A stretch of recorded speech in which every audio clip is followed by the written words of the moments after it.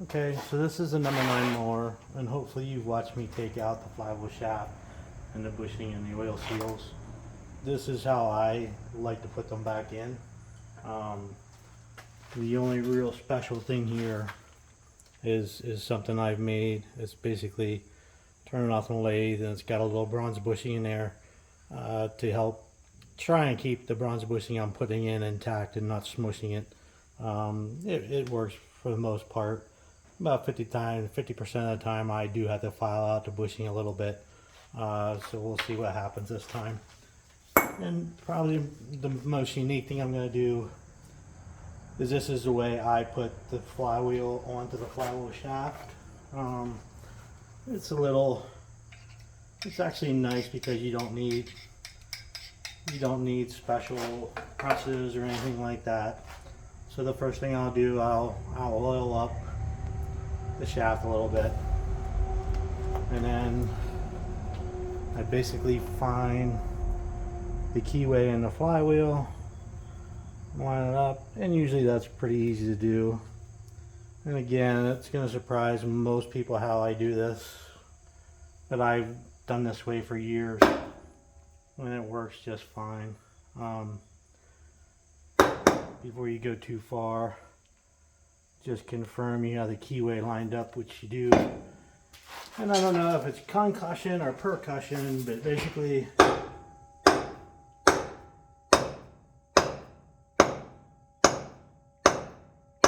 just like a hammerhead or an axe head.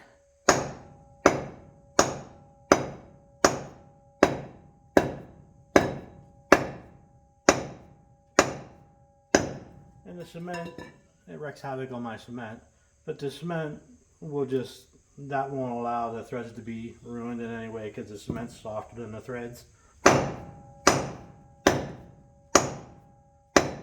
So I'll initially bring that flush. I'm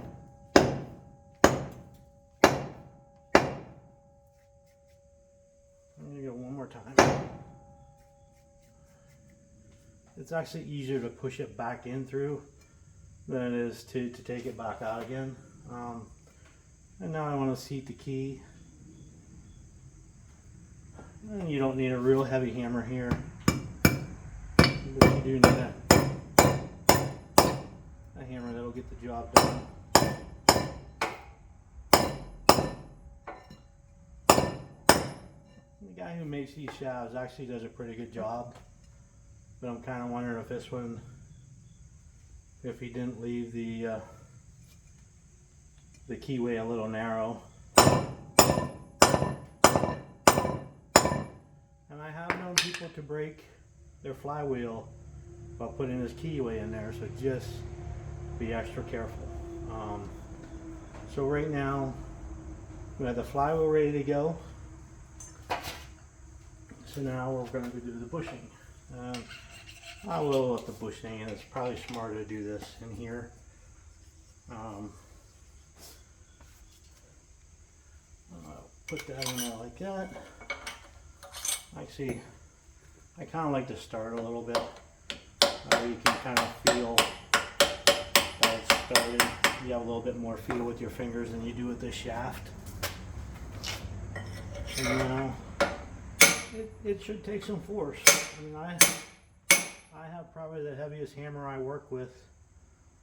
Unfortunately, there you can see some remnants of my fire from about 12-13 years ago.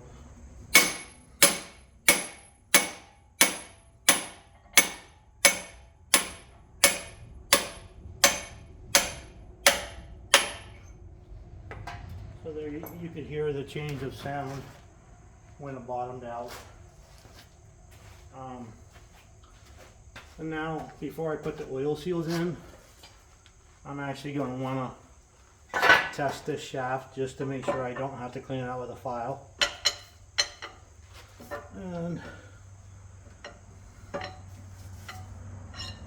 I believe I will.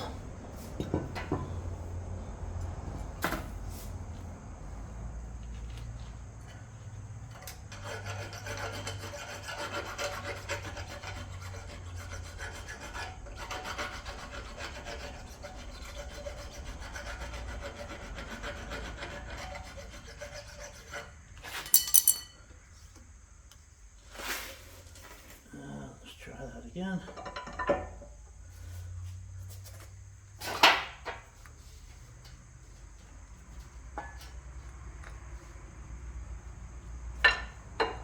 Okay, so they're going to be stubborn.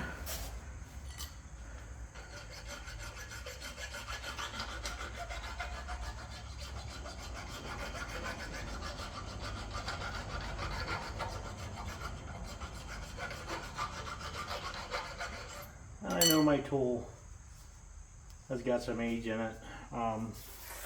You know, it's probably worn a little bit more than it should be to do what I'm doing. But, you know, I should probably switch them out. I'm getting close.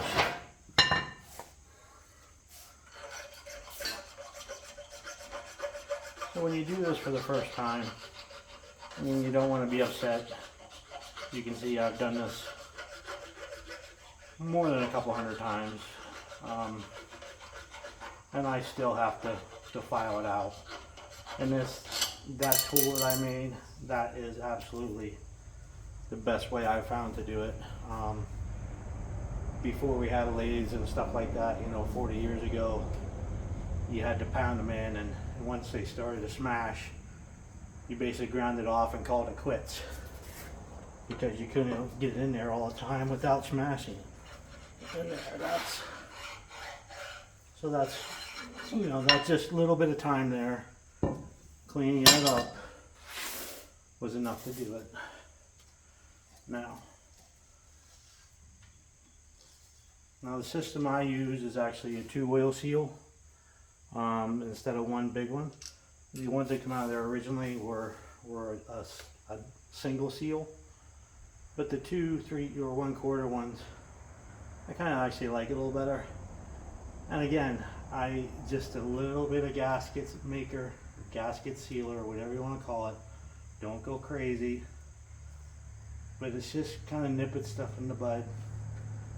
You know, some mower frames are definitely not as good as other mower frames. I'm the first to tell you that. This mower frame, I'm not sure this mower was used much. In fact, I think what happened is the reason the cutter bar is worn so badly compared to the mower, I would guess this probably started out as a 7-foot cut.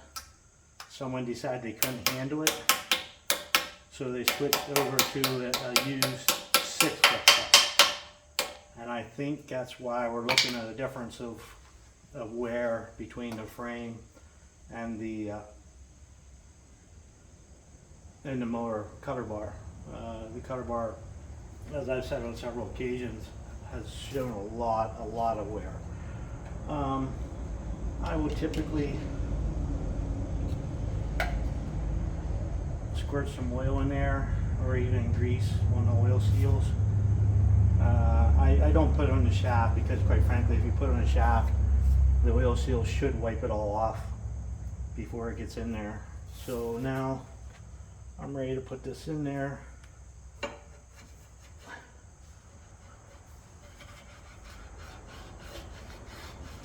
And I have a new bushing back here already. I'm going to bring it just till it starts to pop out of the bushing back there. Okay. Now I'm going to try and move you over here to work on putting the gear in. So, if you remember from the first video when I took this apart, you remember I warned you about putting that washer back.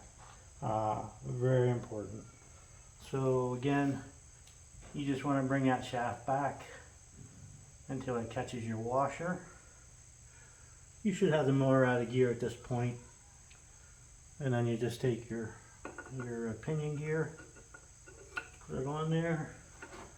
And if everything goes right, you should be able to turn it by hand until we get so far. Unfortunately, I came unprepared again. So,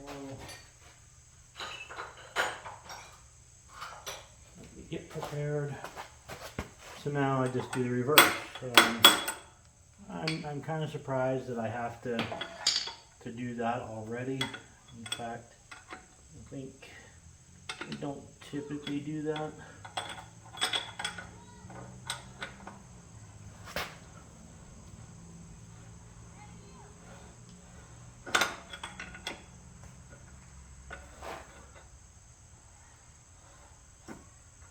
Okay.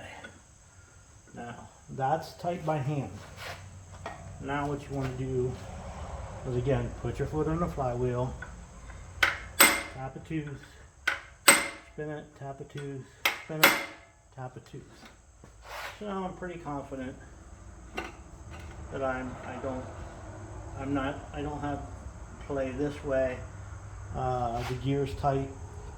And what's happened is, when you put a new shaft in there, if you put the shaft in the flywheel too far, that gear will actually act like a nut and tighten your flywheel up against your frame. And if that happens, basically what you do now, it should be locked up. If you put your shaft in your flywheel too far, you won't be able to move this. It'll be locked tight.